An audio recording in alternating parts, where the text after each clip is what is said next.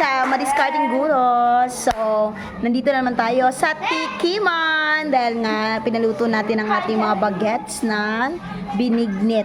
O, diba? Ang ultimate pagkain natin.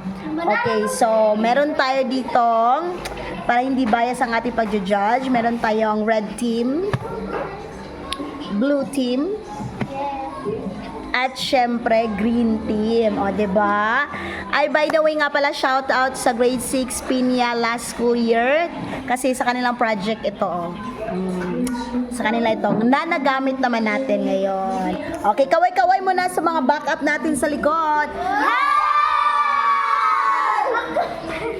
O, diba? Akala nyo wala akong audience, ha? Again. 1, 2, 3.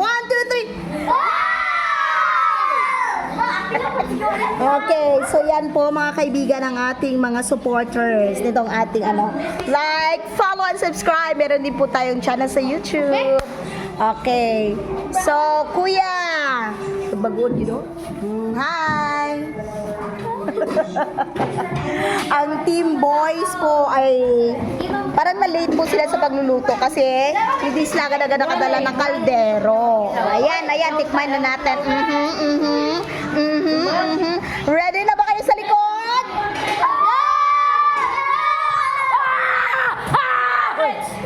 Okay, grabe ka hyper. Okay, so unahin natin ang unang naluto kanina na ang team red. Di ba kayo una naluto kanina? Ito, red. Okay, tingnan muna natin yung mga sahog. Meron silang ube, banana, kamote, saging, tsaka bigas. At meron nga pala silang ultimate na weapon na inilagay nila dito o ingredients, secret ingredients. At yon ay anong nilagay mo dito, Jewis? Okay. Tubig sa butong. O, kung sa pag yun? Margarine. Okay, yun yung secret nila, no? May naiip. Okay. So, tikman natin.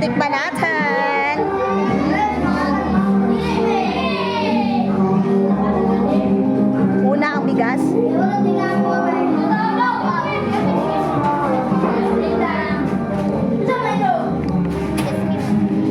Okay, sunod natin ang ating, yung mga judges nga pala natin na si Ma'am Chacha, Ma'am Angel at Ma'am Joanne, nagbigay na sila ng kalanghatol dito. Okay. Next, tikman naman natin yung saging.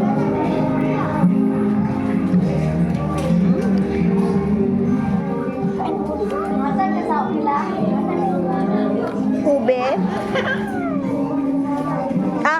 Kamote. Ubi mo ito, ma'am. Kamote yun. Balik kaya po yung kamote? Hindi, ma'am. Ang ubi raw. Ang ube na dahil so ube yun. Masarap ang ube. Okay, kaway-kaway naman ang red team. Okay, asan ito ni Kat sa lube? Sa butong? Tara, ma'am. Oh, ayan o, si Ivan. Say hi, Ivan. Bababay na takalog ng pilit. Okay, so... Happy birthday. Kapamalik ka. Parang may kakaiba siyang lasa kasi nga yung nilagay nila dito is tubig po ng niyog. At iba din po yung gata. Tapos meron din silang nilagay na margarine. First time kong laman na pwede palang ilagay sa binignit yung margarine. Okay. Sarap. Okay, next. Ang sunod naman nating tikman ay ang green team. O, kaway-kaway ulit dyan sa mga natin. Green team.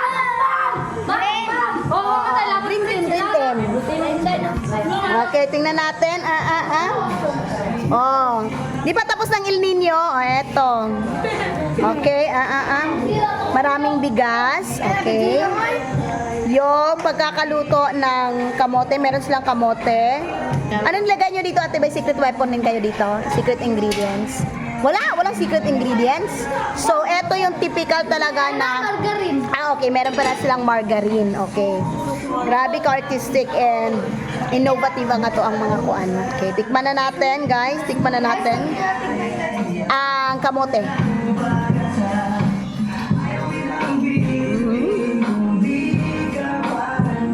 kanin. Lutong-luto ang kanin.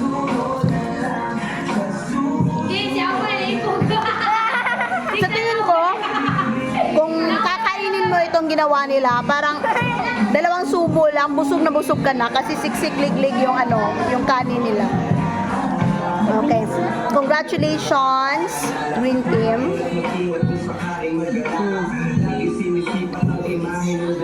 Okay. Inom muna tayo ng juice.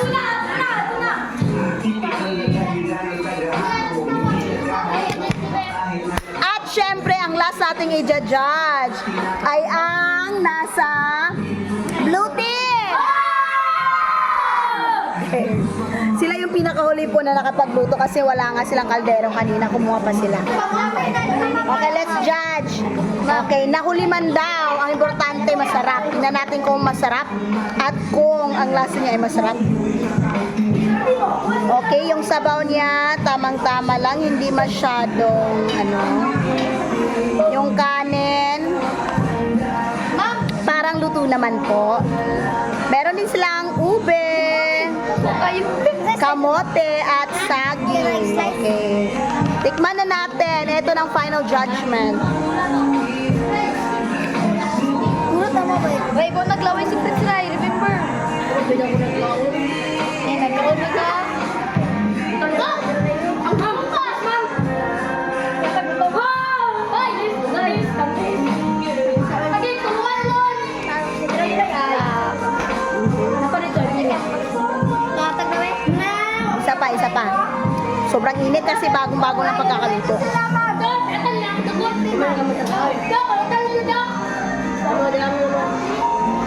Kaya mo dyan.